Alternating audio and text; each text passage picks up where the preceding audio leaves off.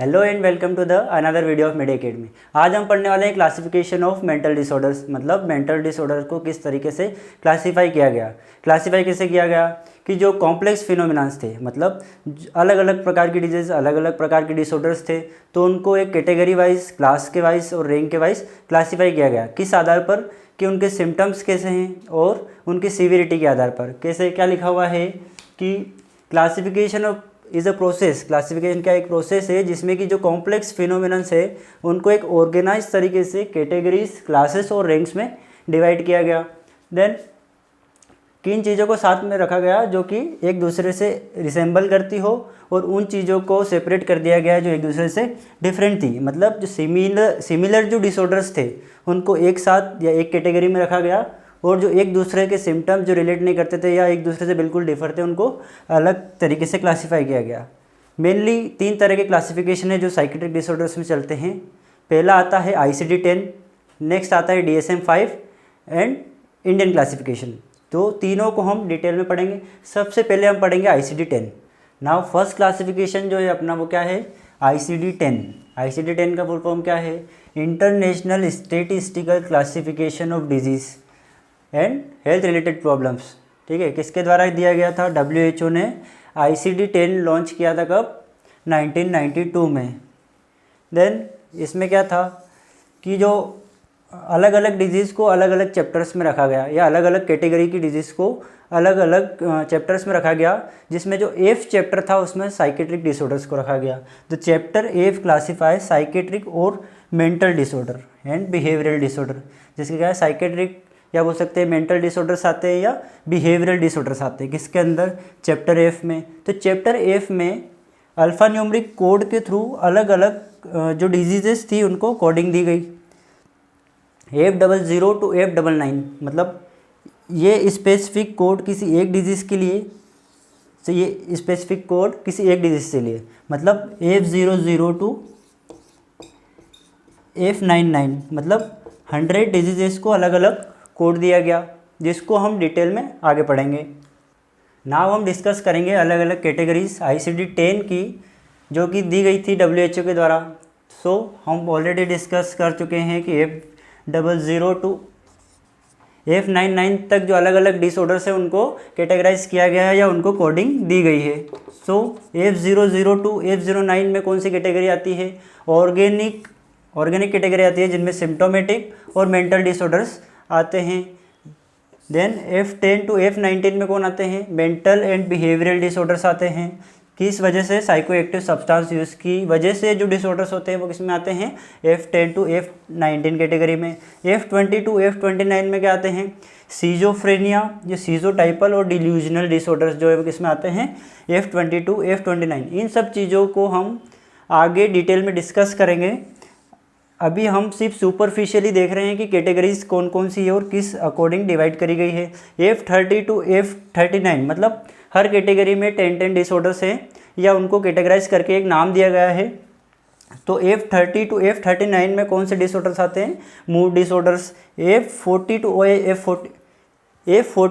F48 में आते हैं कौन से डिसऑर्डर्स, न्यूरोटिक, स्ट्रेस रिलेटेड और somatoform disorders.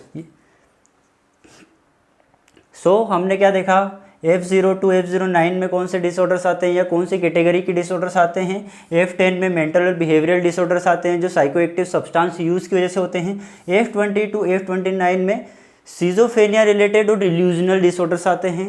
F30 to F39 में मूड डिसऑर्डर्स आते हैं, और F40 to F48 में न्यूरोटिक, स्ट्रेस रिलेटेड और सोमेटोफॉर्म डिसऑर्डर्स आते हैं। नाउ F50 to F59 में कौन सी कैटेगरी आती है, behavioural syndrome associated with physiological disturbance and physical factors.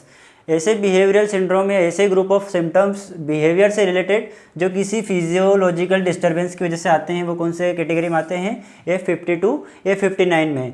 Then है F60 to F69, disorder of adult personality and behaviour. Adult की जो पर्सनालिटी रिलेटेड डिसऑर्डर्स हैं और उनके बिहेवियर रिलेटेड डिसऑर्डर्स है किनके, एडल्ट के, ये सब किस में आते हैं, F60 to F69 में। देन F70 to F79 में सारे मेंटल रिटार्डेशन रिलेटेड डिसऑर्डर्स आते हैं।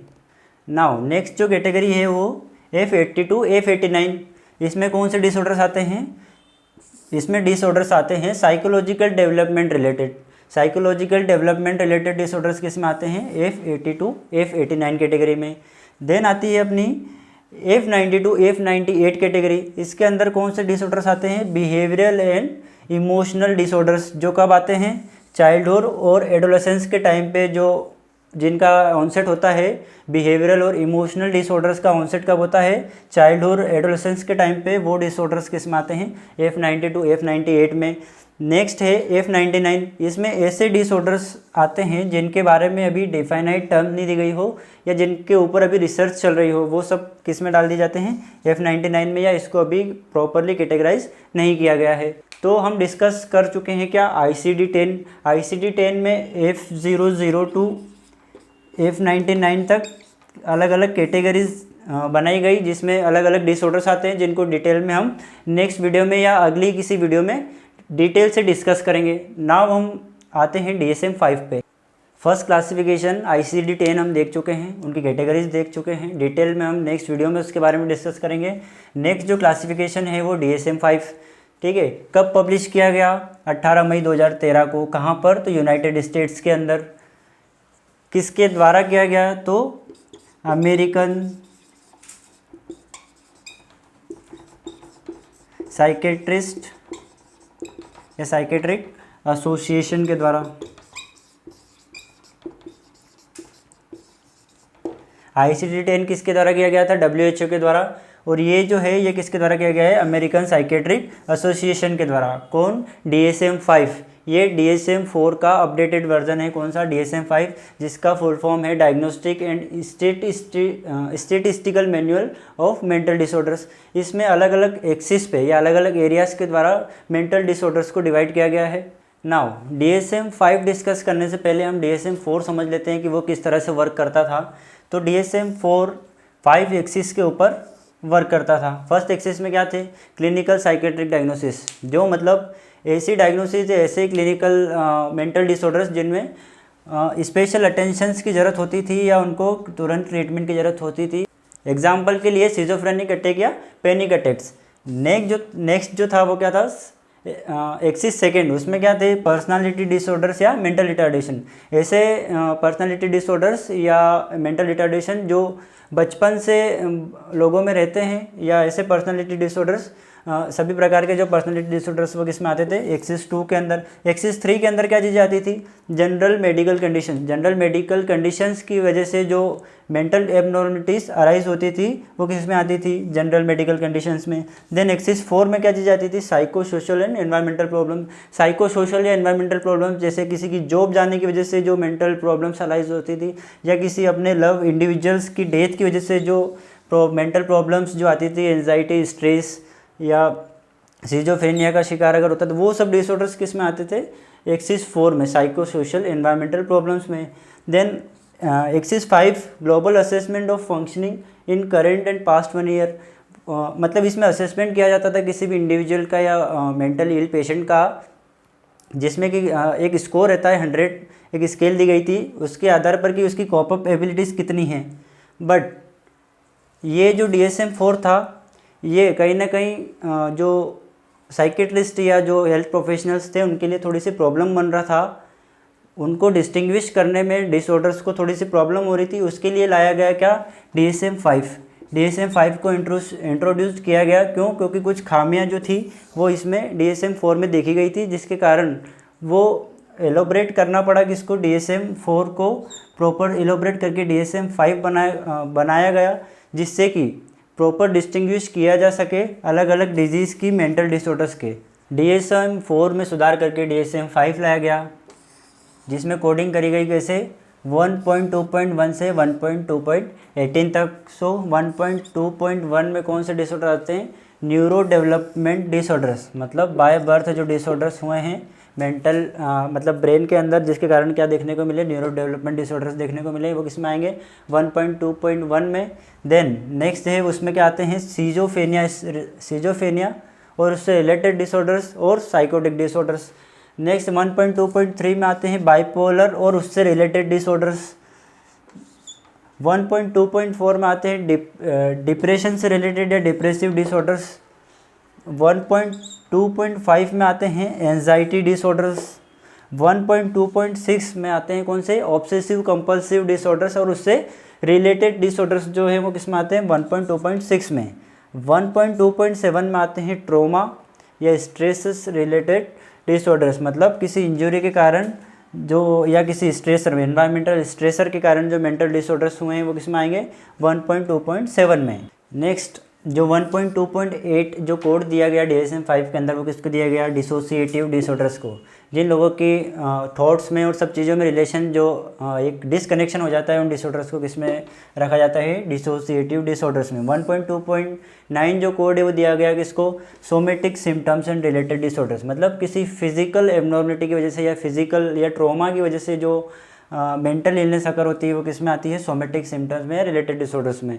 1.2.10 जो कोड दिया गया वो किसको दिया गया feeding and eating disorders. Feeding किसके अंदर बच्चों के अंदर, ईटिंग डिसऑर्डर्स मतलब bulimia nervosa and anorexia nervosa, ये क्या है ईटिंग डिसऑर्डर्स। देन नेक्स्ट है 1.2.11, इसमें स्लीप एंड वेक डिसऑर्डर्स जिसके अंदर लेट इंसोम्निया एंड इंसोम्निया और अर्ली इंसोम्निया, सारी चीज़ें किस में आती है स्लीप वेक डिसऑर्डर्स में। देन 1.2.12 इसके अंदर आते हैं सारे sexual dysfunctions. Then 1.2.13 gender dysphoria, मतलब कोई मेल है उसमें फीमेल के कैरेक्टरिस्टिक शो होना या वो अपने जेंडर में क्लासीफाई नहीं कर पा रहा है कि वो किस जेंडर से रिलेट करता है, वो सब चीज़ें किस में आती है जेंडर डिस्फोरिया के अंदर। देन कोड 1.2.14 में आते हैं डिसरप्टिव इम्पल्स कंट्रोल और कंडक्ट रिलेटेड डिसऑर्डर्स, ठीक है। Disruptive impulse control related disorders और कंडक्ट डिसऑर्डर्स किस में आते हैं 1.2.14 कोड में, जो कि DSM-5 का कोड है। 1.2.15 जिसमें कौन आते हैं सब्सटेंस रिलेटेड या एडिक्टिव डिसऑर्डर्स, जितने भी सब्सटेंस रिलेटेड डिसऑर्डर हैं या जो एडिक्शन वाले डिसऑर्डर्स हैं वो किस में आएंगे 1.2.15 में। देन 1.2.16 में जो आएंगे कॉग्निटिव एबिलिटीज़ वाले डिसऑर्डर्स या बोल सकते हैं कि न्यूरो कॉग्निटिव डिसऑर्डर्स। 1.2.17 के अंदर आएंगे पैराफिलिक डिसऑर्डर्स एंड 1.2.18 के अंदर आएंगे पर्सनालिटी डिसऑर्डर्स। तो ये थे हमारे DSM-5 के सारे 1.2.1 से 1.2.18 तक के कोड्स। नाउ हम पढ़ चुके हैं ICD-10 एंड DSM-5 और 4 भी हम जो डिस्कस कर चुके हैं जिसका अपडेटेड वर्जन कौन सा है DSM-5। नेक्स्ट हम पढ़ेंगे Indian classification of mental disorders. ICD-10 और DSM-5 के बाद में हमारा नेक्स्ट क्लासिफिकेशन है थर्ड कौन सा इंडियन क्लासिफिकेशन। तो इंडियन क्लासिफिकेशन को 3 ग्रुप में डिवाइड कर दिया गया या 3 कैटेगरी में डिवाइड कर दिया गया। पहला है साइकोसिस, second neurosis and third special disorders. पहले में जो साइकोलॉजिकल डिसऑर्डर्स है वो आते हैं, यहाँ पर जो न्यूरोसिस वाले डिसऑर्डर्स हैं वो आते हैं, और नेक्स्ट स्पेशल डिसऑर्डर्स में अंदर आते हैं childhood disorders,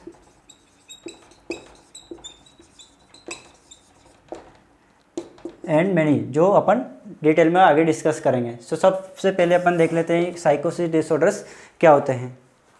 so Indian classification में मेंटल डिसऑर्डर्स को 3 कैटेगरीज में डिवाइड किया गया। पहली है साइकोसिस। साइकोसिस मतलब जो माइंड में डिस्टर्बेंस की वजह से जो डिसऑर्डर्स होते हैं वो, या बोल सकते हैं कि ऐसे डिसऑर्डर जिसमें रियलिटी से नाता जो है वो छूट जाता है किसका मेंटल इल पेशेंट का, जो रियलिटी में जो रियलिटी को, या बोल सकते हैं कि जो मेंटली इल पेशेंट है वो क्या करेगा फैंटेसी दुनिया में रहता है, ना कि रियलिटी से उसका थोड़ा सा जो इंटर रिलेशन है वो क्या हो जाता है ख़त्म हो जाता है। तो सबसे पहले आती है 3 कैटेगरी में साइकोसिस को डिवाइड किया गया है। क्या फंक्शनल, अफेक्टिव एंड ऑर्गेनिक। तो फंक्शनल में आता है सिजोफ्रेनिया और उसके टाइप्स, कितने टाइप्स है 4 type, simple, हेबेफ्रेनिक, catatonic and paranoid. Affective के अंदर आते हैं मेनिया और डिप्रेशन जो अफेक्ट करते हैं किसको मेंटल हेल्थ को। ऑर्गेनिक के अंदर आते हैं क्या एक्यूट और क्रोनिक डिसऑर्डर्स, मतलब उनकी जो उनका जो ऑनसेट है और इंक्यूबेशन पीरियड है उसके आधार पर एक्यूट और क्रोनिक मेंटल डिसऑर्डर्स को क्लासीफाई किया गया है। ये था अपना साइकोसिस जो किससे रिलेटेड होते हैं, जो माइंड को अफेक्ट करते हैं, और जो मेंटल इल पेशेंट है वो अपने रियलिटी से जो रिश्ता जो होता है वो थोड़ा सा उसका टूट जाता है, वो रियलिटी में न रहते हुए फैंटेसी दुनिया में रहने लगता है। साइकोसिस हम डिस्कस कर चुके थे। Now neurosis. न्यूरोसिस क्या है? Less severe then साइकोसिस, less severe then साइकोसिस। साइकोसिस में ब्रेन अफेक्ट होता है, न्यूरोसिस में ब्रेन या फिजिकल चीज़ें अफेक्ट नहीं होती है। तो साइकोसिस को बोल सकते हैं कि न्यूरोसिस से ज़्यादा अफेक्ट करती है किसको? मेंटल हेल्थ को। इसके अंदर न्यूरोसिस के अंदर क्या क्या चीज़ें आती है? एंजाइटी रिलेटेड जो डिसऑर्डर्स होते हैं वो किस में आएंगे? न्यूरोसिस में आएंगे। डिप्रेसिव न्यूरोसिस आएंगे। डिप्रेसिव मतलब अनस्टेबल फीलिंग्स, थॉट्स हो जाएंगे किसी भी मेंटल इंडिविजुअल पर्सन के। हिस्ट्रिकल में क्या होगा? वो बहुत ज़्यादा अग्रेसिव हो जाएगा या बहुत ज़्यादा बिहेवियर शो करने लगेगा, या बहुत ज़्यादा ऐसी चीज़ें शो करने का जो शो अपने बिहेवियर में बहुत ज़्यादा ऐसी चीज़ें शो करने लगेगा जो एक नॉर्मल इंडिविजुअल नहीं करता है। Then obsessive compulsive disorder neurosis. तो ऑब्सेसिव कंपल्सिव में क्या होता है कि व्यक्ति बहुत ज़्यादा ज़िद्दी होने लग जाता है, तो वो किस में आएगा? Obsessive compulsive. उसको वो चीज़ करना है तो करना है, वो किस में आएंगी? ऑब्सेसिव कंपल्सिव डिसऑर्डर या ऑब्सेसिव कंपल्सिव न्यूरोसिस के अंदर। फोबिक न्यूरोसिस किसको बोलेंगे? फोबिक मतलब किसी चीज़ से डर, जो किसी एक हेल्दी पर्सन को जिन चीज़ों से डर नहीं लगता है, वो एक मेंटल इल पर्सन को जिन नॉर्मल चीज़ों से डर लगने लग जाता है, फियर, ठीक है, तो उसकी वजह से जो एंजाइटी भी हो सकती है, उसको डिप्रेशन हो सकते हैं। तो ये सब किस में आएंगे? फोबिया। जितने भी तरह के डर जो एक नॉर्मल व्यक्ति को नहीं लगते हैं वो किस में आएंगे? फोबिक न्यूरोसिस के अंदर। सो नाउ न्यूरोसिस के अंदर हमने क्या क्या चीज़ें डिस्कस करी? एंजाइटी, डिप्रेशन, हिस्ट्रिकल और ऑब्सेसिव कंपल्सिव और फोबिक न्यूरोसिस, ये सब किस में आएंगे? न्यूरोसिस के अंदर। नेक्स्ट है स्पेशल डिसऑर्डर्स। स्पेशल डिसऑर्डर्स में सबसे फर्स्ट चाइल्डहुड डिसऑर्डर्स। चाइल्डहुड के अंदर कंडक्ट और इमोशनल डिसऑर्डर्स, मतलब बच्चे जब आप उनसे कुछ अपेक्षा करते हैं और उसके अकॉर्डिंग काम नहीं करते हैं तो उसको क्या बोलेंगे? Conduct and emotional disorders. या वो रिगार्डलेस फील करते हैं, मतलब या बोल सकते हैं कि वो किसी चीज़ को रिगार्ड आपकी आज्ञा का पालन नहीं करेंगे और आप जो बोलेंगे उसके अकॉर्डिंग रिएक्ट नहीं कर पाएंगे, उसको क्या बोलेंगे? कंडक्ट और इमोशनल बिहेवियर। या हो सकता है कि वो आपकी किसी भी अच्छी बातों को भी नेगेटिवली लेके उस पर अग्रेसिव चीज़ें शो करते हैं, वो चाइल्डहुड डिसऑर्डर के अंदर किस में आते हैं? कंडक्ट और इमोशनल डिसऑर्डर में। ये कुछ स्पेशल डिसऑर्डर्स है जिसको कैटेगराइज किया गया है 3 कैटेगरी में, साइकोसिस, न्यूरोसिस एंड स्पेशल डिसऑर्डर्स में कैटेगराइज किया गया है इंडियन क्लासिफिकेशन को, जिसके अंदर अपन पढ़ रहे हैं चाइल्डहुड डिसऑर्डर जिसके अंदर कंडक्ट और इमोशनल। देन पर्सनालिटी डिसऑर्डर जिसके अंदर या तो सोशियोपैथ मतलब एंटी सोशल बिहेवियर वो शो करेगा, समाज के साथ में प्रॉपर IPR मेंटेन नहीं कर पाएगा, या उसकी साइकोलॉजिकल रिलेटेड डिसऑर्डर्स देखने को मिलते हैं। Then substance abuse. Substance abuse मतलब एल्कोहल या ड्रग्स का यूज़ करना किसी मेंटल डिसऑर्डर्स की वजह से, तो उसको अपन क्या बोलते हैं? Substance abuse. या अपने जो डेली लाइफ की एक्टिविटीज़ में कोप अप न कर पाने की वजह से जो सब्सटेंस एब्यूज़ होता है, जैसे कि अल्कोहल, ड्रग यूज़, उसको अपन किस में रखते हैं? सब्सटेंस एब्यूज़ के अंदर। Then psychophysiological disorder. Psychophysiological disorders मतलब जैसे सोरियासिस या बोल सकते हैं अस्थमा, ये सब क्या है? डिजीजेस है। इनके कारण जो मेंटल डिसऑर्डर्स उत्पन्न होते हैं उसको अपन किस में रखते हैं? Psychophysiological disorders. ऐसी कोई भी डिजीज जो मेंटल स्ट्रेस, एंजाइटी या ऐसी चीज़ें कॉज करती है उसको अपन क्या बोलते हैं? साइकोफिजियोलॉजिकल। मतलब फिजियोलॉजिकल डिसऑर्डर्स के कारण जो साइकोलॉजी पर अफेक्ट होता है उसको अपन क्या बोलते हैं? Psychological disorders. Then mental retardation, इसको mild, moderate and severe, mild, moderate and severe 3 तरीके से डिवाइड किया जा सकता है कि मेंटल रिटार्डेशन किस लेवल का है, माइल्ड है, मॉडरेट है या सीवर है। सो आज हमने डिस्कस करें हैं क्या? क्लासिफिकेशन ऑफ मेंटल डिसऑर्डर्स, जिसके अंदर ICD-10 जो कि WHO के द्वारा दिया गया था, DSM-5 जो अमेरिकन साइकेट्रिक एसोसिएशन के द्वारा गया था, और इंडियन क्लासिफिकेशन जो इंडियंस के थ्रू दिया गया था। सो इसके अंदर भी साइकोसिस, न्यूरोसिस एंड स्पेशल क्लासिफिकेशन हमने देखे हैं। सो आई होप आपको सभी चीज़ें आसानी से समझ आई होगी। फिर भी अगर कोई चीज़ आपको कन्फ्यूजन रहता है तो आप कमेंट ड्रॉप करके हमसे पूछ सकते हैं, और अगर वीडियो पसंद आए तो लाइक करें, चैनल को सब्सक्राइब करें एंड शेयर करें अपने फ्रेंड्स के साथ में। Thank you.